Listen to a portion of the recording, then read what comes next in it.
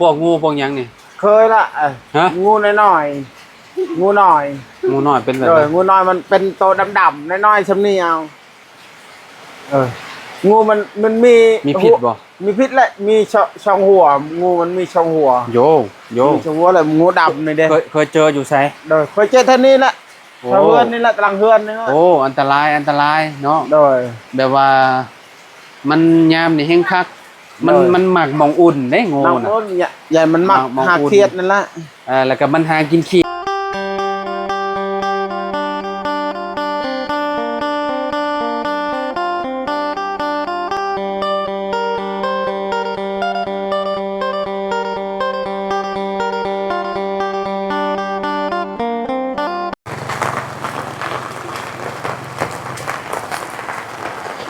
กราบสบายดีและสวัสดีเด้อพ่อแม่พี่น้อง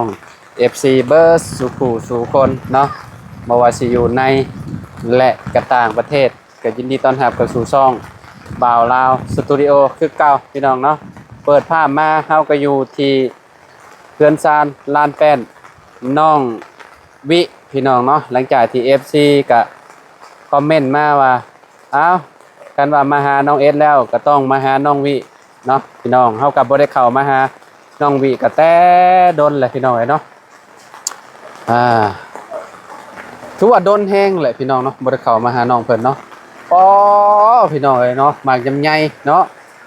ที่เรียกว่าดกพี่น้องเนาะต้นน้อยๆนี่ก็ดกพี่น้องเนาะโอ้น้อยๆนี่ก็สุกแล้วนี่โธ่พี่น้องเนาะสุดยอดเลยเนาะไปกลับไปหาน้องวิเพิ่นพี่น้องเนาะมันเห็ดอย่างนี้เนาะโอ้พี่น้องเนาะโอ้กวดอันนายโยเนาะสบายดีน้องวิโอ้บ่ได้พ่อกันดนเนาะขอวางอันล่มก่อนพี่น้องเนาะมาพี่ละเอาเอาเปียกเบิดเนาะเพิ่นกวดอันนี้เนาะขออนุญาตได้ล่ะเด้อเนาะพี่น้องเนาะพอฝนตกแบบมันแบบนี้มันก็เปียกเบิดเนาะวีเนาะทางโกนกับมันนำเข่าเบิดฮะทางโกนข้างในก็เข่าเบิดบ่เข่าเยอะจะชายมันเลยสบายดีล่ะบ้านสวนไว้ดีไว้พี่น้องเนาะภาพมันจะมืดเนี่ยได้พี่น้องเนาะเพราะว่าฝนตกฝนตกขนาดเลยพี่น้องเนาะแทบสิบ่หยุดบ่หย่อนเลยมื้อนี้น่ะใช้แม่เฮ็ดหยังอยู่นอนบ่โอ้คนนอนรับบ่ก็บ่เห็นบ่ใช่คือบ่เห็นล่ะโอ้เนาะสบายดีเอ้ยมืดแท้อันนี้โอ้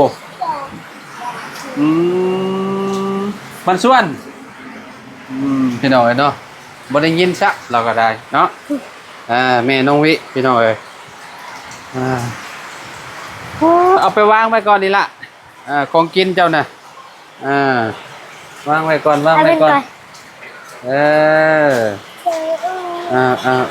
พี่น้องเนาะเป็นยังไงอยู่ดีไม่แห้งอยู่บ่โรงเรียนกาสิได้ขึ้นห้องอยู่บ่มาเบิ่งไปตากนาบ่าวไม้นาบ่าวสิใต้มาพี่เข้ามาพี่ยันไม้ถึงน้ำจังหน่อยไม้นาบ่าวถึงน้ำใต้โคโลไม้สบายดีเอ้ยโอ้ยปาตีนตลอดเนาะเจ้าเนาะบ่ได้ยอมใส่เกือบจังนี้แม่เป็นยังไงแม่ผมว่านี่ไม่ได้เป็นหยังใครกว่าเก่าบ่หรือว่าอะไรโดยโอ้เราก็กินข้าวอยู่บ่กินข้าวแซ่บอยู่บ่แซ่บจะไปหายังมาให้เรากินซีดยังซีดหมูบ่ฮะซีดไก่อ๋อแบบเป็นปิ้งเนี่ยบ่เล่นอะไรโดยอ๋อ ซื้อในหมู่บ้านนี่บ่ โดย เพิ่นปิ้งขายบ่อีหล่ะ โดย โอ้พี่น้องเอ้ยเนาะก็คือแบบเราบางทีเราก็กินปิ้งไก่บางทีเราก็กินหน่อไม้บ่ โดย กูมื้อนี่เรานั่งอยู่บ่วีลแชร์น่ะ โดยนั่ง นั่งอยู่ โดย โอ้คิดว่าเราบ่ได้นั่งเวลาอาบน้ำก็ใครเป็นคนโจมออกมาใครเป็นคนโจมออกมา แม่เจ้า โดย แม่ยังกันนี่ มันมี มึงมีชุบ มันมีนั่งแล้ว เอามายังกันนี่ฮะเอาไม่ค่อยพาขอบใจละลายขอบใจละลาย มันมีแหลก ฮะ มันมีแหลกมันมี มึงมีแหล่ โดย อ่ะมึงมีแหล่เป็นแบบไร มันมีแหลก หึ มันมีแหลก มึงมีแหลก โดย แปลว่าแบบใดมึงมีแหลก แบบมันเปื่อยอ่ะ อ๋อมันเป็นมึงมีพายโมเมนต์มึงมีนังอันนี้มึงมีนังบ่ โดย โอ้คือสิแซ่บอยู่ซะเนาะโอ้สุกเลยเนาะ โดย หอมกุ้มๆพี่น้องเอ้ยเนาะ คือจะกบหนึ่ง โอ้ลายเนาะต้นนั่นบ่เอ้ย บ่อ ต้นใดล่ะก็เอาต้นเทิงพู โดย โอ้พี่น้องเนาะอยู่เทิงพุ่นเนาะพี่น้องเนาะน้าบ่าวไม่ใช่น้าบ่าว อยู่เรือน บอลเลย์โบเขาได้ โดย เพิ่นเฮ็ดหยังกว่ามื้อนี่ เห็ดคุดคุดจะ เพิ่นขุดคลองขุดหยังนี่แหละเนาะ โดย ให้เป็นได้ให้เราเห็นให้แล้วเราบ่น่ะบ่าวจ้ะ บูคือบ อลเลย์โบอยู่ใช้บอลเลย์โบน่ะลงมาหากันแน่บ่ได้พ้อกันแต่ดนแหละพี่น้องเอ้ยเนาะ นอน เพิ่นนอนพักผ่อนหนาวฝนตก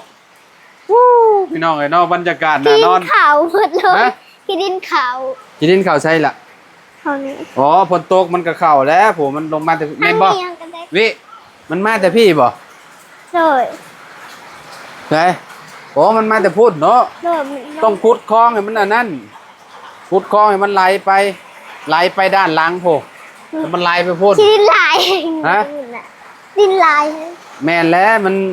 เพราะว่ามันฝั่งหน้ามันค่อยเด้ มันเข่าทางประตูเลย ค่อยลงมาพี่น้องเนาะมันน้ำมันไหลลงมาพี่เนาะน้ำมันเข้าไปหอดเพื่อนเลยโพ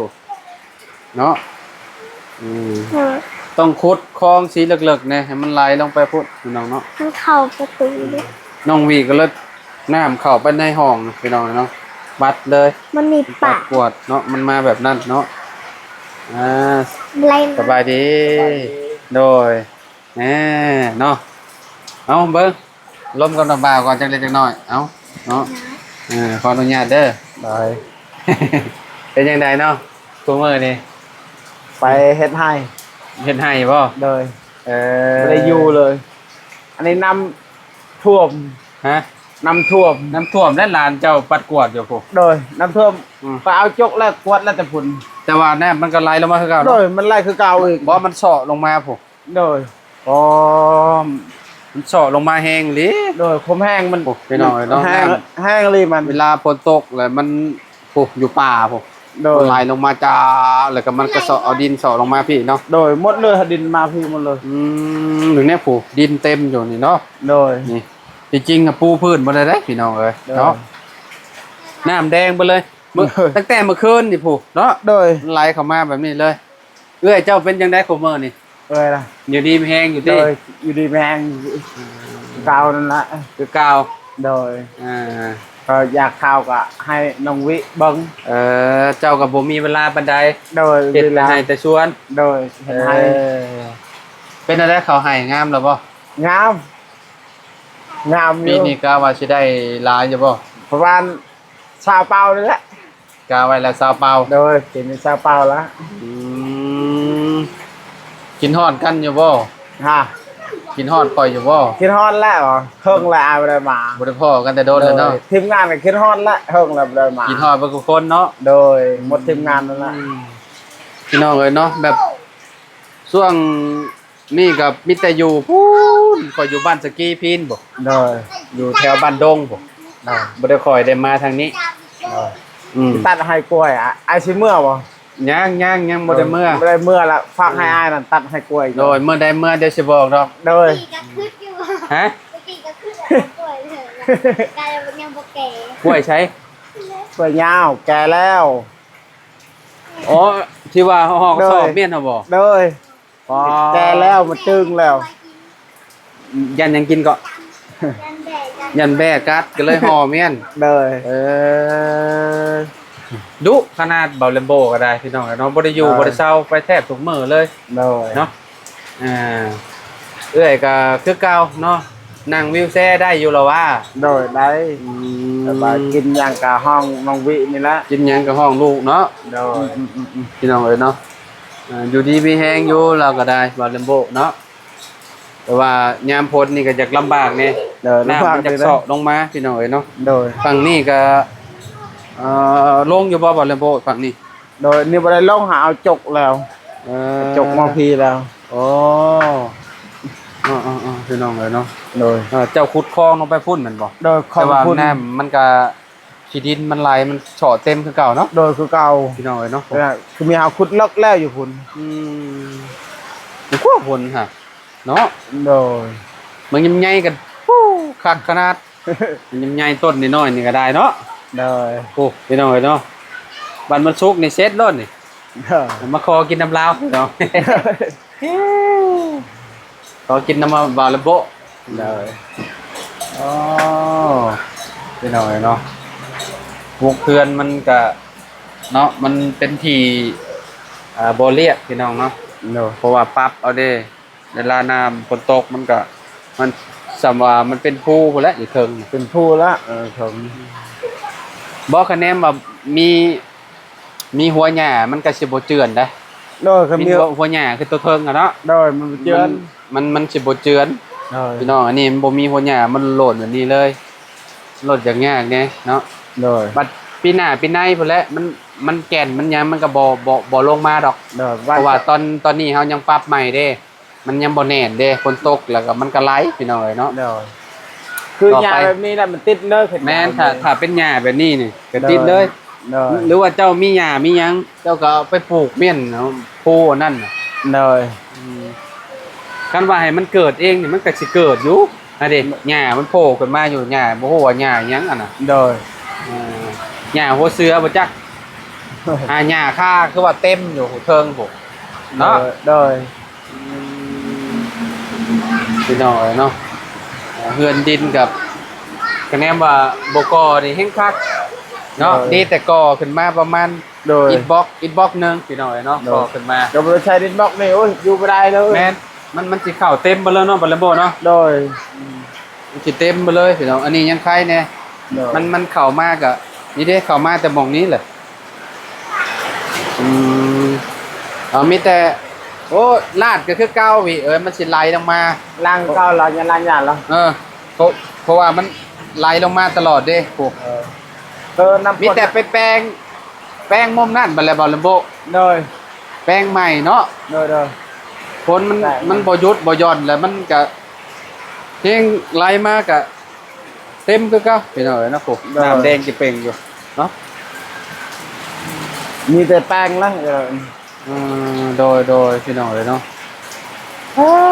เนาะฝั่งนี้คือสิแน่นคักเลยเนาะดินเนาะ โดยแน่นแล้วดิบางนี้ มันฝนตกดุเลยเด้แจบแล้วแหละพี่น้องเอ้ยคิดว่าเนาะหมากมีก็โอ้เบิดแล้วบัดนี้เนาะ ล้นแล้ว หล่นมาแล้ว โดย พวงมาแล้วโอ้ยังมีอยู่โอ้บังมีหยังนี่บ่ น้องมีเปื่อย บังมีพาย โดย กินบ่แซ่บบังมีนี่นะ โดย น้องบีว่าบังมีเปื่อยบังมีเปื่อยว่ะ นั่นน้องมีแฉบตรันตกนั่นแฉบ อ๋อบังมีนาง โดยมีนั่งนะตัวนี้ที่ช่องตัวนี้ แซ่บบ่นี่ก็ได้ ตัวนี้มึงมีนั่งเพื่อมันที่ช่องมันบางๆหน่อยเดียว อ๋อบางนาเดียว โดยตัวนั้นน่ะหนา มื้อนั้นน้องเอสเพิ่นก็เอาให้ค่อยมื้อน่ะ โดย มือข่อยมือเพิ่นปิดในต้นเพิ่นให้ค่อยมากหนึงบังมีนางต้นเพิ่นก็ได้แซ่บเป็นน้องหวานดี โดย เนาะเพิ่นถามมันสิเมื่อใดเพิ่นว่าเพิ่นก็เลยปิดให้พี่น้องเนาะเราบอกเพิ่นเฮาก็แวะมาเอามีมะกล้วยมีหยังโอ้มาแต่ละเทื่อนี่ได้ของฝากน้ำน้องเอสตลอดพี่น้อยเนาะ โดย ครอบครัวเพิ่นนี่ถือว่าแบบสุดยอดแล้วเนาะ น้ำใจแบบชุดๆน้ำใจดีงามพี่น้องเอ้ยเนาะทางบาลัมโบเพิ่นก็บอกอยู่ว่ากินนี่ว่าเมื่อใดเพิ่นว่าเพิ่นเอาเพิ่นสิอันนั้นให้เพิ่นว่าเพิ่นสิตั้นมะกล้วยให้พี่น้องเอ้ยเนาะมะกล้วยหลายเนาะแถวนี้เนาะ โดยร้าย ปลูกกล้วยขายโดยเฉพาะพี่น้องเอ้ยเนาะ โดย มะกล้วยที่เขาเจ้ามักซื้อมะกล้วยหยังอันเขต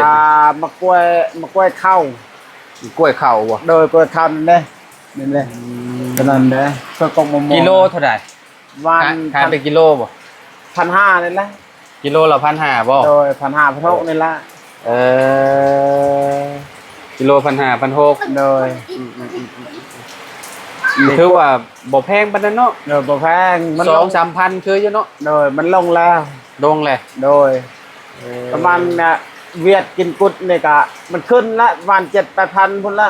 อ๋อช่วงตรุษจีนนี่คือ โดย แม่นบ่ เป็นนี่ เพิ่นเอาไปไหว้เนาะ โดย เพิ่นซื้อไปไหว้หลายพี่น้องเอ้ยเนาะ น้องวิกับใหญ่ขึ้นแล้วบาดนี้ตอนนั้นน้อยๆนึงบาดนี้สิเป็นสาวแล้วพี่น้องเอ้ยเนาะดูแลแม่ได้แล้วบาดนี้เนาะพี่น้องเอ้ยเนาะน้องบ่นั่นน่ะ น้อง แกะให้น้องกินติขนมน่ะเอาให้ลูกบอลเลโบนะซื้อขนมมาฝากเพิ่นพี่น้องเอ้ยเนาะ เลย เอาไปให้ลูกบอลเลโบถุงนึงเอาอันนั้นลูกเจ้าบ่น่ะ โดยลูกชาย แบ่งกันพี่น้องเอ้ยเนาะเอาไว้ลวกกินอันนั้นน่ะนะเอาประมาณนี้เนาะพี่น้องมื้อนี้ก็แวะเวียนมาทำข่าวทางเอื้อยยังเด้ลืมชื่อแล้วล่ะบัด ชมปอง สมปองจะลืมชื่อสมปองเลยพี่น้องเอ้ยเนาะยังอยู่ดีมีแฮงคือเก่าเนาะ โดย ผมแค่เบิดเลย ต่างแต่ว่าเวลาฝนตกพี่น้องเนาะเวลาฝนตกมันสิลำบากเนี่ยนิดนึง โดย เนาะมีแต่แปลงคลองใหม่เห็นน้ำไหลลงไปพุดเนาะบอลโบเนาะ โดย มันค่อนข้างสีโหดแน่เวลาฝนตกมาน้ำมันเข้าแบบนี้ระวังในเด้อกลางคืนน้องวิพวกงูพวกเงี้ยวเนาะ โดย ออกมากลางค่ำกลางคืนมัน